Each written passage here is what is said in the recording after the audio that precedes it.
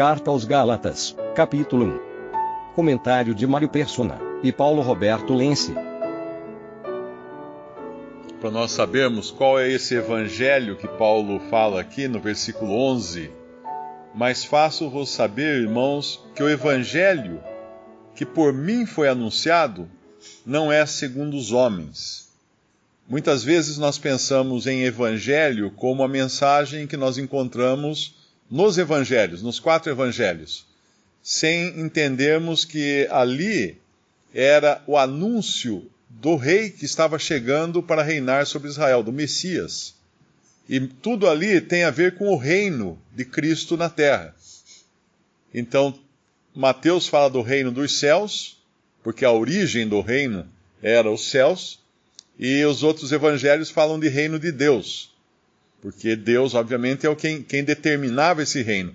Esse reino foi pregado por João Batista, ele anunciou: arrependei-vos porque é chegado o reino de Deus.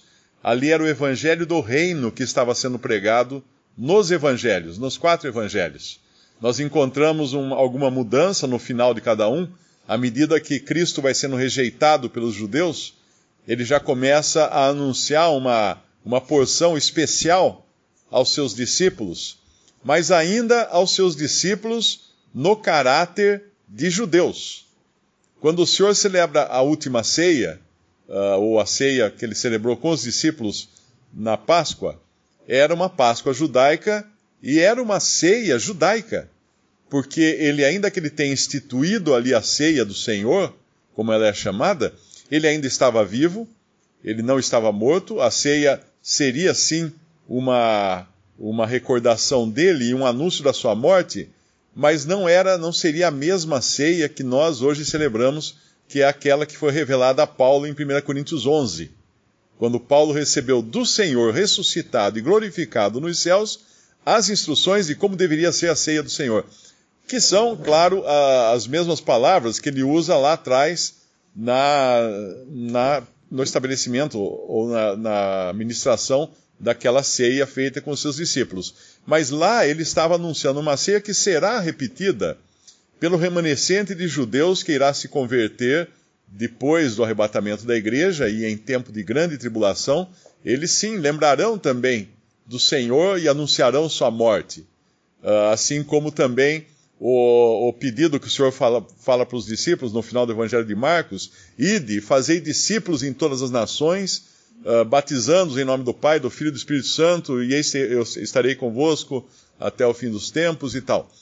Ali também era uma ordem que ele tinha dado, esse ide, ainda que nós hoje, como cristãos, aproveitamos o embalo desse ide, mas a ordem que ele deu ali foi para seus discípulos judeus irem por todas as nações. Era para pregar o evangelho às nações, que é uma coisa que os judeus vão fazer depois que a igreja for arrebatada da terra.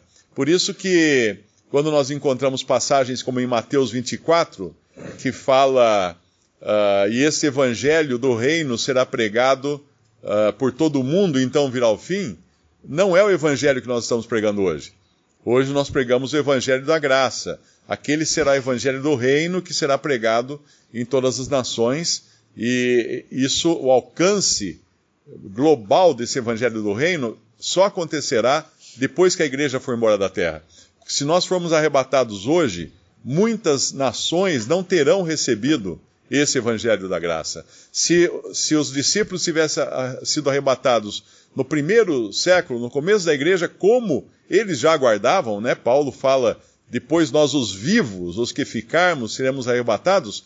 Se eles fossem arrebatados ali, claro que o evangelho não teria chegado em muitos dos lugares onde chegou até hoje. Então é importante entender, saber dividir a palavra da verdade, para entendermos a maneira como Deus tratou com diferentes povos em diferentes momentos da história. E ali nos evangelhos ele estava tratando principalmente com o povo judeu, e quando o Senhor às vezes fazia alguma coisa, ele avisava os seus discípulos para não entrarem, para não irem aos gentios, para se restringirem a levarem a sua mensagem aos judeus.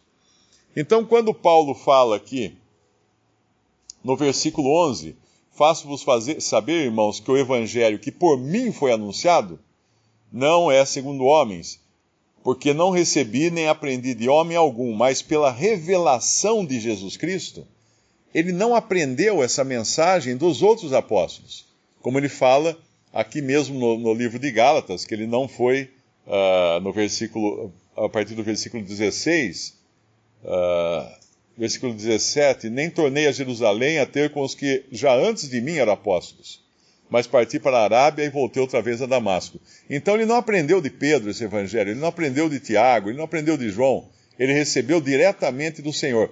E esse evangelho de Paulo, ele chama de meu evangelho aqui, no versículo 11, o evangelho que por mim foi anunciado, mas na carta aos Romanos ele chama de meu evangelho. Se a gente abrir em Romanos, no capítulo 1 de Romanos, nós vamos encontrar Paulo, tem um versículo que ele fala meu evangelho, é Romanos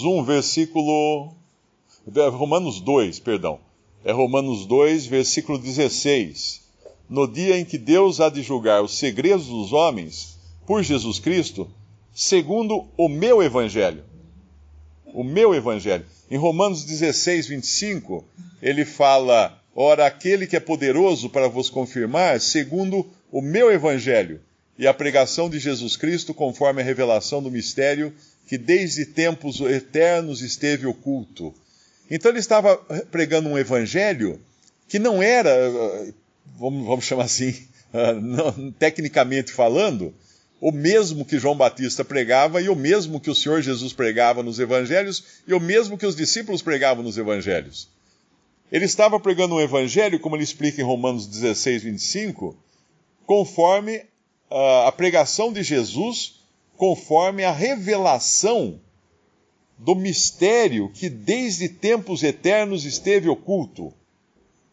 E aí no versículo 26 de Romanos 16, ele fala, mas que se manifestou agora e se notificou pelas escrituras dos profetas, segundo o mandamento do Deus eterno, e a todas as nações para a obediência da fé, ao único Deus sábio, seja dada a glória por Jesus Cristo para todos sempre. Amém.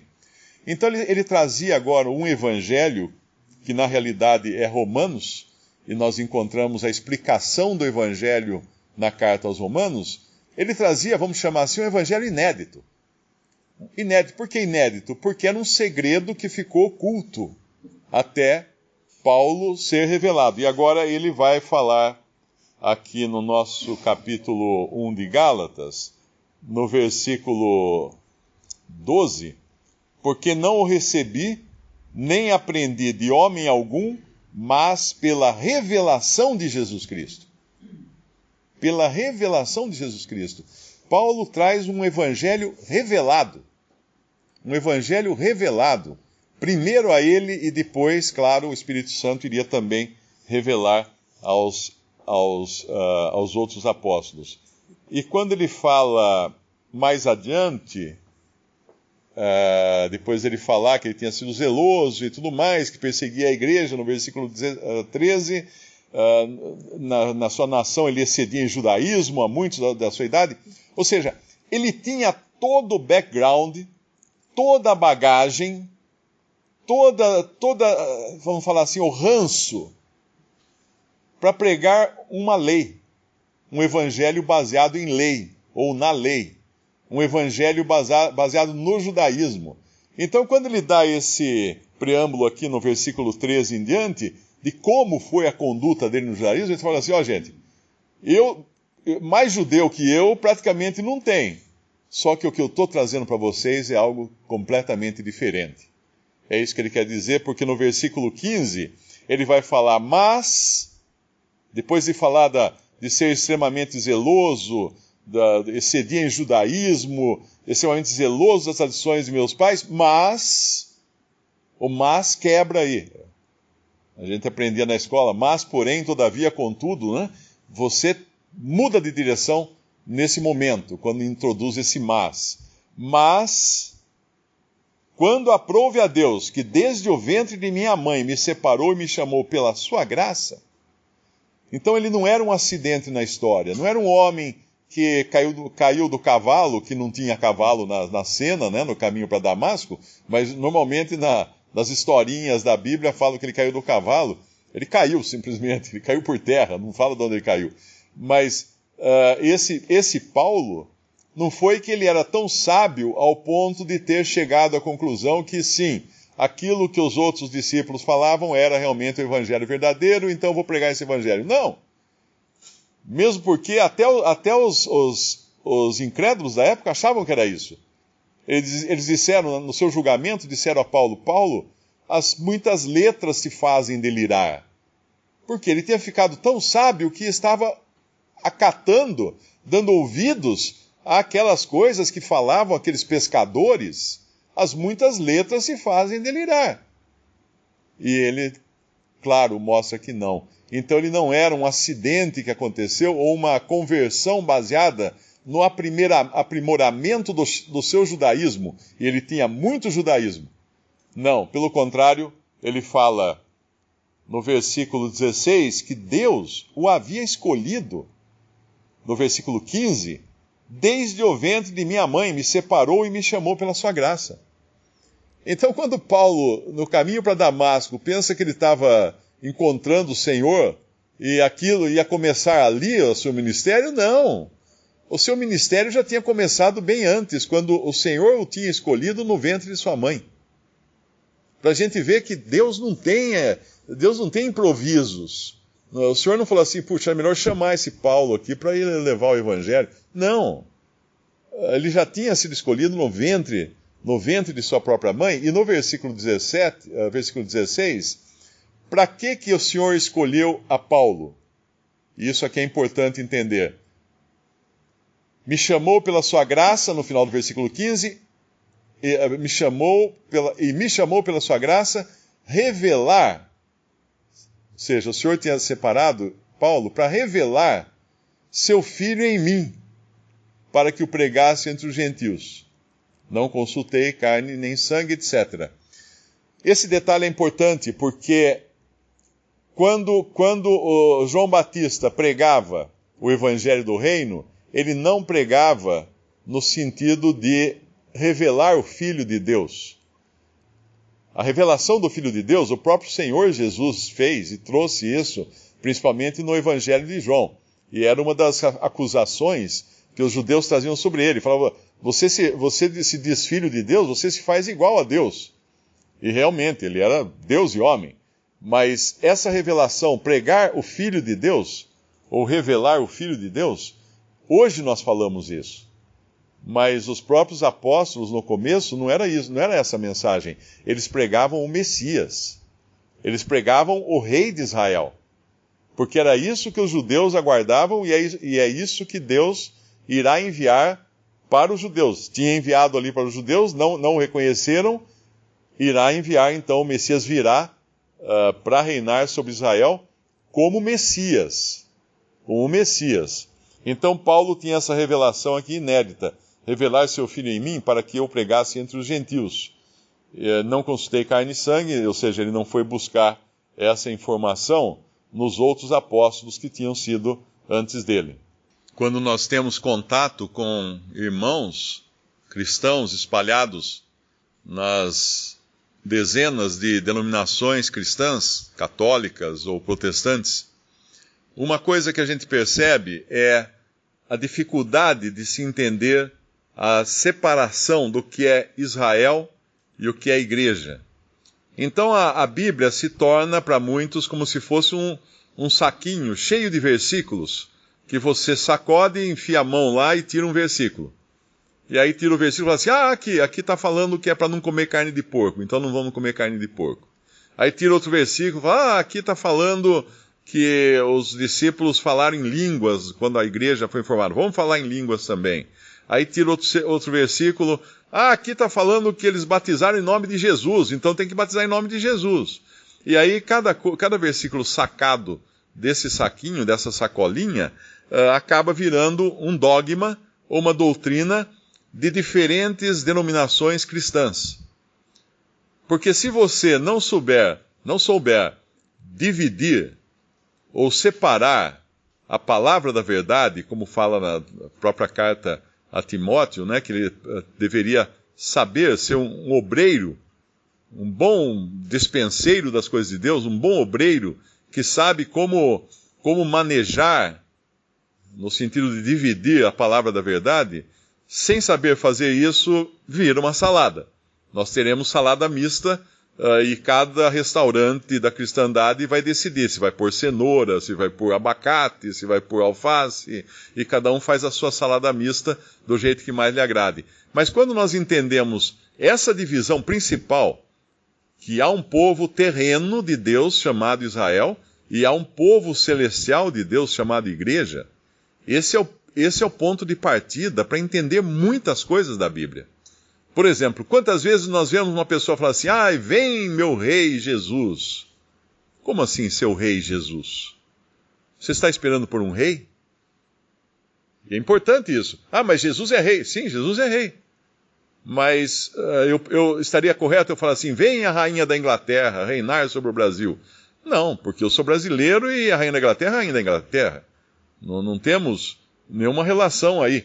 Quando a gente abre no capítulo 2 aqui de Gálatas, ele vai falar no versículo 2, ele subiu a Jerusalém por uma revelação e lhes expôs o evangelho que prego entre os gentios, e particularmente aos que estavam em estima, para que de maneira alguma não corresse ou não tivesse corrido em vão. Que evangelho era esse que ele pregava aos gentios? Claro que não era avisar os gentios que o rei estava chegando. Porque os gentios iam falar assim: "Como assim? Que rei? Nós temos um rei que é o fulano lá, rei da Grécia, ou o imperador da China, ou o rei de Roma, ou qualquer coisa assim." Eles não tinham nenhuma noção de que viria um rei para reinar sobre eles. Como também não adiantaria Paulo anunciar o Messias. Falar assim: "Eu encontrei o Messias." Como a gente vê passagens assim nos evangelhos, um discípulo avisa o outro: "Olha, eu acho que eu encontrei o Messias." Porque para um judeu fazia sentido isso. Mas para um gentil, que Messias? Quem é Messias? É o nome da pessoa? Sobrenome? Como é que é Messias? Eles não sabiam o que era. Eles não faziam ideia do que era um Messias. Então, quando um cristão hoje, que é um cidadão do céu, se dirige a Cristo como o meu Messias, ou meu rei, ele não entendeu realmente o que ele está fazendo. Ele está na página errada. Ele não está na mesma página da doutrina dos apóstolos, e principalmente da doutrina de Paulo e do evangelho que Paulo pregou. Quando ele anuncia o Filho de Deus, ele anuncia a salvação por graça, que nada tem a ver com a lei. E os Gálatas eram assim, vamos chamar, muitas denominações cristãs hoje são Gálatas. São exatamente iguais aos Gálatas, porque se firmam na lei, no cumprimento da lei para serem salvos. Mais adiante ele vai falar que tinha alguns lá dizendo que se as pessoas não se circuncidassem, elas não poderiam ser salvas só pela fé em Jesus. Isso é a mesma coisa que algum dizer para você que se você não guardar o sábado, você não pode ser salvo só pela fé em Jesus. Ou se você não pertencer à igreja X, você não pode ser salvo só pela fé em Jesus. Se você não foi batizado de tal ou tal maneira, não pode ser salvo. Então tudo isso é lei. Tudo isso são regras que desprezam o valor do sacrifício de Cristo na cruz. Porque só existe um meio de salvação. E esse meio de salvação é um homem, não é uma religião. É um homem que é Deus e homem, é Cristo Jesus que morreu, derramou seu sangue como expiação para os nossos pecados e ressuscitou e está assentado à destra da majestade nas alturas. Esse é o Salvador, esse é o único meio de salvação. Então qualquer religião que introduza qualquer condição para ser salvo, está perdendo o passo, está na página errada, não entendeu exatamente o que é o Evangelho da Graça. E o Evangelho da Graça é esse que Paulo, logo no começo, ele vai falar no capítulo 1 de Gálatas, ele vai dizer duas palavras que resumem praticamente o Evangelho da Graça. É o versículo 3. Na sua saudação ele fala: graça e paz da parte de Deus Pai e da de nosso Senhor Jesus Cristo, o qual se deu a si mesmo por nossos pecados, para nos livrar do presente século mau, segundo a vontade de Deus nosso Pai. E a glória, então, ao qual toda a glória para todo sempre. Graça e paz. Essas duas palavrinhas têm um peso tremendo, porque a salvação anunciada nesse Evangelho é por graça. E graça é um favor imerecido. Se eu der um presente a você e exigir que você pague esse presente, deixou de ser graça. Se eu exigir que você faça alguma coisa além de aceitar o presente, deixou de ser graça. Se eu exigir que você embrulhe o presente num papel, deixou de ser graça. Qualquer coisa que seja acrescentada à mensagem do Evangelho deixou de ser graça. E o que você mais escuta hoje nos púlpitos das igrejas, seja católicas ou protestantes, é uma mistura de graça e lei, que acaba não sendo nem mistura de graça e lei, acaba sendo lei. Porque se você misturar graça com qualquer coisa, já não é graça mais também. E quando ele fala graça e paz, é porque paz é a consequência do Evangelho da graça. Hoje nós não pregamos o Evangelho de João Batista. Arrependei-vos e confessai os vossos pecados e coisas assim, como ele pregava no seu batismo. O batismo cristão não tem nada a ver com o batismo de João Batista. O batismo de João Batista é um batismo judeu. Os judeus se batizavam com muitas oblações, como fala na carta aos Hebreus. O batismo cristão é outra coisa, é outro departamento, não tem nada a ver. E o evangelho que João Batista pregava era o evangelho do reino. Arrependei-vos, que o reino está chegando, o reino está próximo, ou alguma coisa assim. O evangelho que nós pregamos é aquele que Paulo prega quando ele sai da prisão e dá de cara com o carcereiro que queria se matar e implora: o que eu preciso fazer para ser salvo? E Paulo responde: crê no Senhor Jesus e serás salvo tu e toda a tua casa. Isso é o evangelho da graça. E qual a consequência da graça? Qual a consequência do evangelho da graça? Ela é muito diferente da consequência do evangelho da lei. Quando você vai a alguma religião cuja doutrina é baseada em lei, em regras, etc., a primeira pergunta que você faz depois de escutar o evangelho é essa: ah, é? Gostei da mensagem, viu, pastor? Agora, o que eu tenho que fazer? O que você escutou lá? Talvez alguma lista de regrinhas e faltaram algumas que você quer a lista completa agora? Seria isso? Porque você não tem... No momento em que você escuta o evangelho da graça, você não vai perguntar: o que eu preciso fazer então para ser salvo? Ah, então eu preciso trocar de roupa, eu preciso usar roupa tal, cortar o cabelo de tal maneira, não usar mais barba, ou usar esse tipo de Bíblia, ou ir naquele templo, ou naquela... Não. O resultado do evangelho da graça é paz. É paz. Qual foi o resultado da pregação do evangelho da graça por Paulo a um carcereiro desesperado querendo se suicidar? Fazer uma janta muito gostosa para Paulo e Silas, porque ele estava em paz agora. Mudou, aquela aflição dele virou paz. E quando você escuta que todos os seus pecados foram pagos na cruz e não ficou nenhum para você pagar, qual a sua reação? Qual a consequência desse tiro que você toma no coração e muda completamente a sua vida? É paz, graça e paz. A graça é o gatilho, a paz é o resultado. A graça é onde começa a sua vida nova agora em Cristo. E paz é onde nunca mais termina a sua vida em Cristo. Paz, para sempre paz. Paz da parte de Deus Pai. Da parte de Deus Pai. Não há para um que crê em Cristo Jesus qualquer terror, ou pavor, ou perspectiva de se encontrar com Deus na condição de juiz. Aliás, naquela cena horrível de Apocalipse, quando fala que que os mortos aparecem todos diante do grande trono branco, que é o juízo final ali, tente encontrar ali um salvo. Não tem. Porque ali são os mortos perdidos que se apresentam diante do grande trono branco para receberem a sentença da sua condenação. Não é um tribunal para julgar se você vai ou não ser salvo. Não. Quem chegou ali já está perdido. Quem chegou ali não tem salvação mais. É só agora a lavratura da pena, para dizer, olha, você vai ficar 10 eternidades ou 20 eternidades no lago de fogo. Uma maneira de falar, né? Porque a gente sabe que entrou no lago de fogo e não sai mais. Então ali são aquelas pessoas que não creram no evangelho da graça de Deus, não creram no sacrifício que Deus proveu do Cordeiro para a remissão dos nossos pecados. E alguém aqui poderia perguntar, mas espera aí, então quem viveu antes de Cristo? Como é que faz?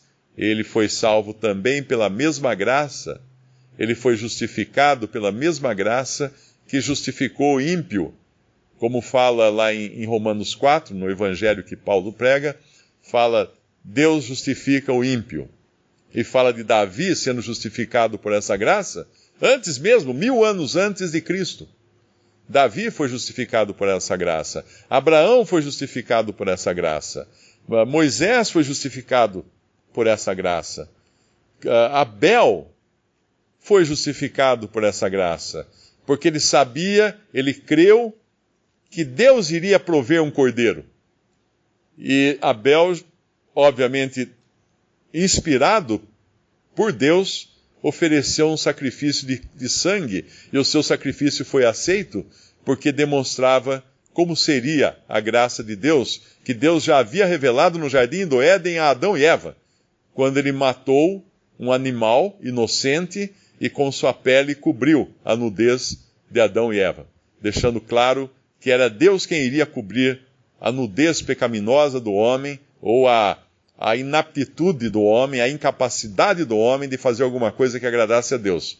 Deus iria cobrir isso por meio de uma vítima inocente. Então esse evangelho da graça é pregado desde lá atrás. Ele só não foi revelado nos termos que ele foi revelado a Paulo, mas sempre foi graça. Nunca ninguém foi salvo por cumprir a lei. Nem os israelitas. A lei, quem cumprisse a lei, vivia pela lei. Ou seja, não morria. Até a hora que descumprisse a lei. Aí estava aberto para morrer. Como não teve nenhum que cumpriu a lei, todos morreram.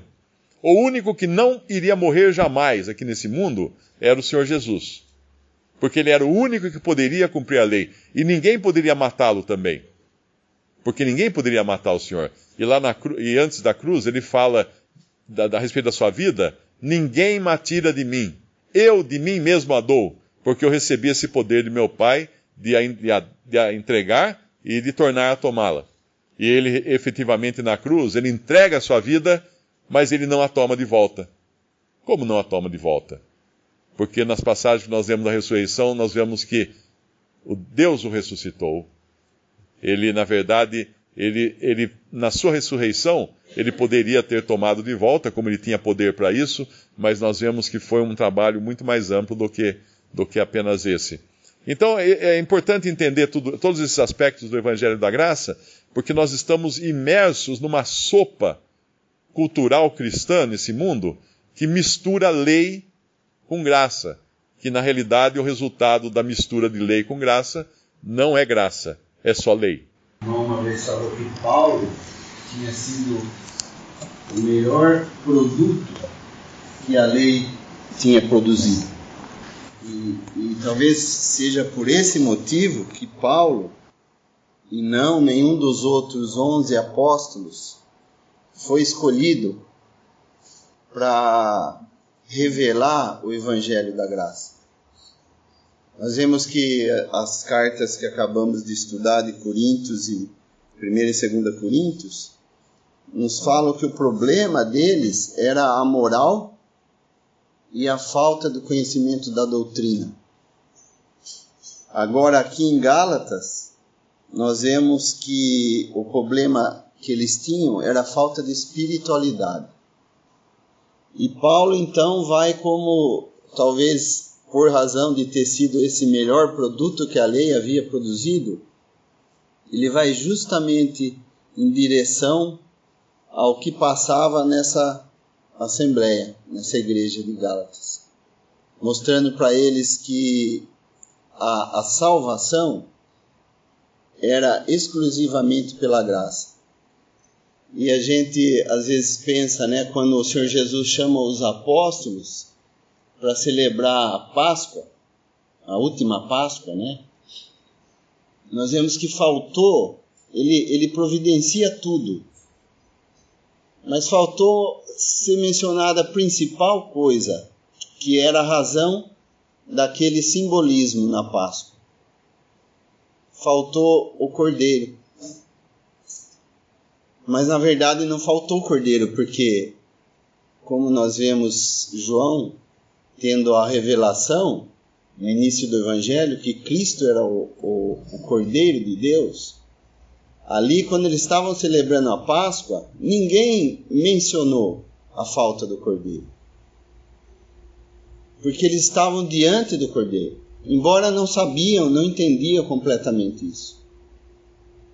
Mas a Paulo, parece que foi mudada a chavinha assim, E ele pôde, como foi dito já, pela revelação do próprio Deus, revelando a ele o seu Filho, o Senhor Jesus Cristo, nós vemos que ele pôde então, de uma maneira rápida, entender completamente os desígnios de Deus.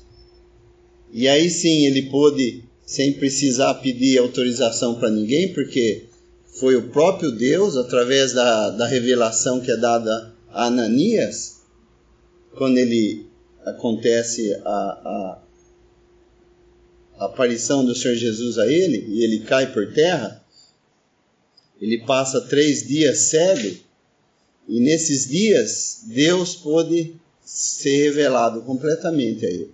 E ele entendeu então a sua missão, seu ministério, qual deveria ser. E embora devemos entender também a dificuldade que deve ter sido para os apóstolos, para aqueles que ouviram o evangelho do reino, de repente aparecer alguém que, como o próprio Paulo fala, perseguia a Cristo, se considerando o principal dos pecadores, por causa do tamanho agravo que era ele ter perseguido a própria pessoa do Senhor Jesus e os seus. Então nós vemos que maravilha são os caminhos de Deus. Realmente o homem não entende e não pode entender, a não ser que o Espírito Santo lhe dê o entendimento. E cada um de nós hoje devemos de ser agradecidos realmente por ter tido esse privilégio de conhecer um dia Cristo como nosso Salvador. Não foi por nossas virtudes, não foi por nossas boas obras, não foi por nada de nós. É puramente um presente de Deus. E qual deve ser então, tendo em vista tudo isso, a nossa apreciação com respeito a essa pessoa? Hoje nós vamos celebrar uma vez mais a memória do Senhor Jesus. Vamos partir o pão, vamos beber do cálice e lembrar dessa obra de redenção que Ele fez por nós. E não só isso, a bendita esperança que temos de a qualquer instante estarmos com Ele na glória. Então, isso deve de encher os corações de cada um de nós, assim como encheu, com certeza, o coração de Paulo. Apesar de todas as suas dificuldades, das suas provações, da rejeição que teve por falar o que Deus havia dado a ele para que fizesse, mas nós vemos que ele cumpriu a sua missão com gozo no seu coração. apesar das cadeias e tudo que nós já sabemos, e nós vemos que ele se importava com as ovelhas do seu pastor. E isso que é bonito de ver na vida de Paulo. Passando por tantas dificuldades, ele ainda, como o Senhor Jesus havia pedido a Pedro, se me amas, apacenta minhas ovelhas. E ele fez isso também, porque não desistiu, da sua obra, do seu ministério.